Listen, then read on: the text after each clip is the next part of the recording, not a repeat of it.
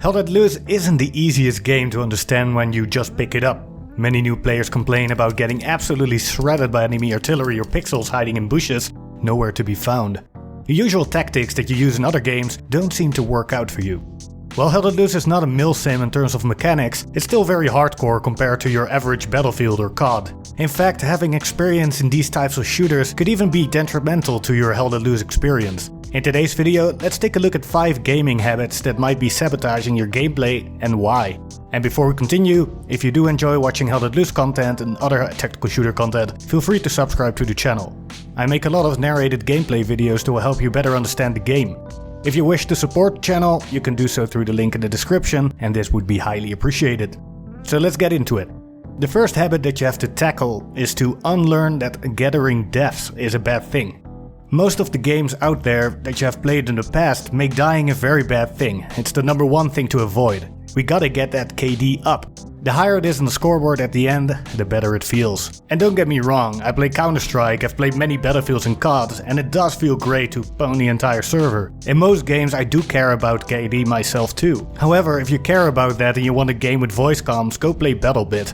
In Hell Let Loose, this mindset will ruin not just the game for yourself, but also for your teammates. Hell Let Loose is purely focused on the objectives. Even the game Squad puts a larger emphasis on deaths being important. This game is similar to Hell Let Loose in some aspects, but it's even more slow-paced, realistic and teamwork focused. But in Squad you have tickets to worry about, so dying matters. In Hell Let Loose there is no such thing. Deaths don't matter, and while it's annoying to wait for the spawn timer and being out of the battle for a bit, the alternative is worse. In the most played game mode, Warfare, it's possible to capture the enemy point if you have the one directly next to it. So if you lose your team's point and you get sent back to the previous one, the current enemy objective will be deactivated and your point will become the active enemy point. So let's say you're attacking the enemy point while the enemy is capturing yours and you see that your defensive squads are likely to lose.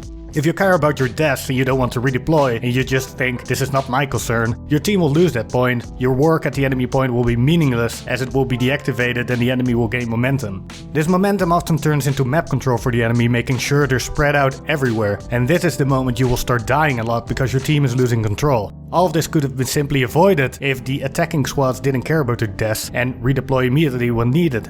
The same goes for actually capturing objectives.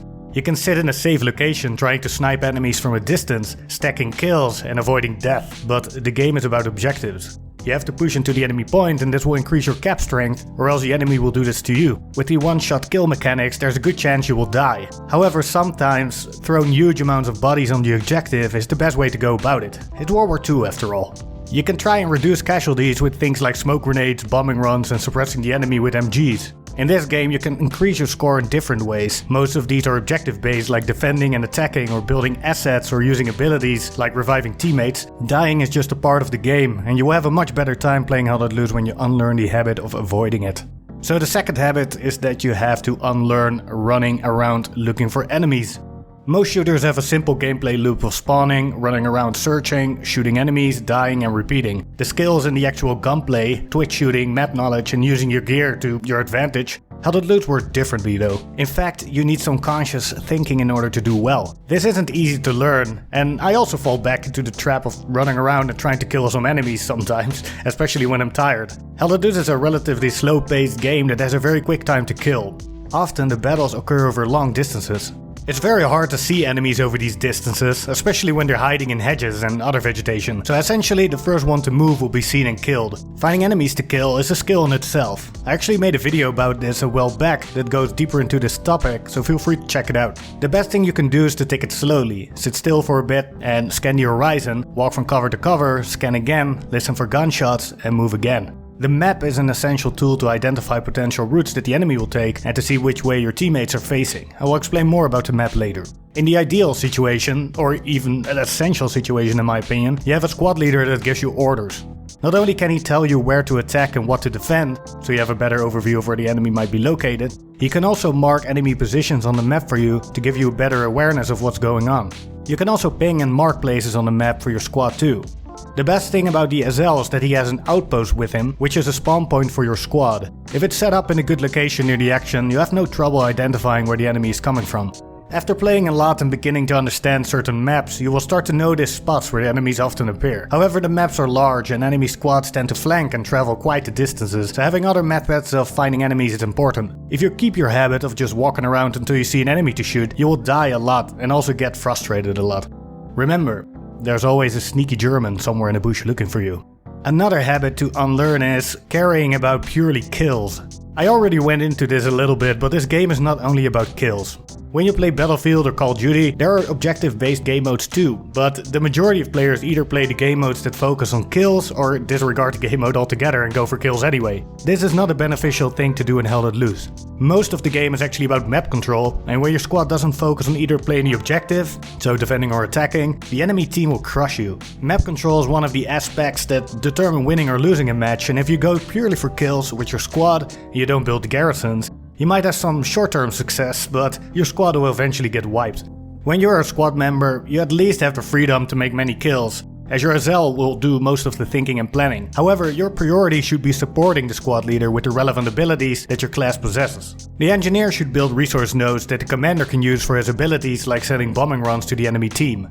The support should listen to the SL and other classes when they need supplies. The AT should engage tanks that the squad runs into. And above all else, staying together with the SL and the outposts he places so you have more firepower when you're setting up a flank, for example. Just mindlessly going for kills even makes it harder to actually get kills, as your spawn points are often far away from the action. Also, playing the objective and staying together with the squad will keep you close to the action and surrounded by teammates that cover your back, and even though you do have some time investments for non-killing activities from time to time, in the end you will have an increased kill count more often than not. So in a nutshell, focusing only on killing can give you some short-term success, but there's a long-term aspect in Hell Let Loose that you should keep an eye on. So this way your score count and indirectly kill count will be more sustainable throughout the length of the entire match.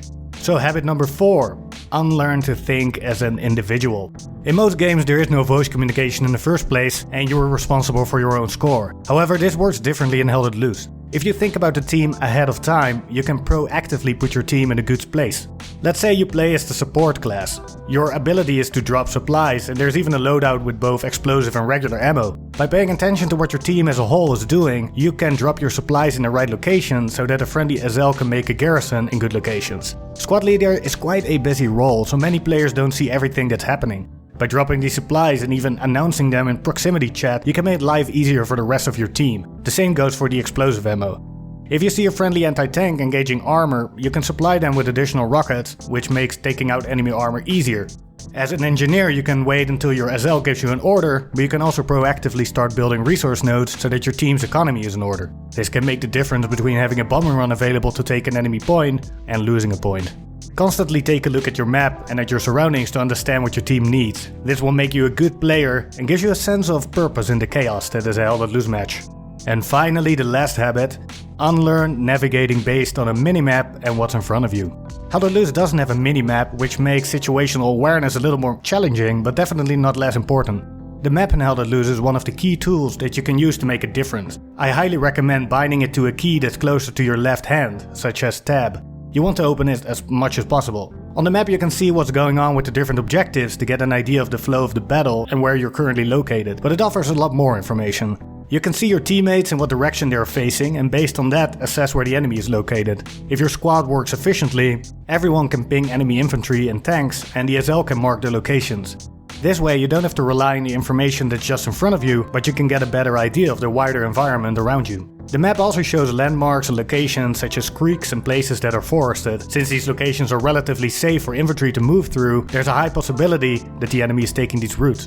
By looking at the map consciously, you can predict where the enemy will come from. This way you can make sure you're located in the right bush to take them out, rather than just walking in a random direction and getting shot from that covered location. And last but not least, always use a mic, because the amount of information you can get from squad mates and proximity chat is highly valuable. By using the map and communications, you'll have much better situational awareness than just relying on your eyes and what you can see in front of you.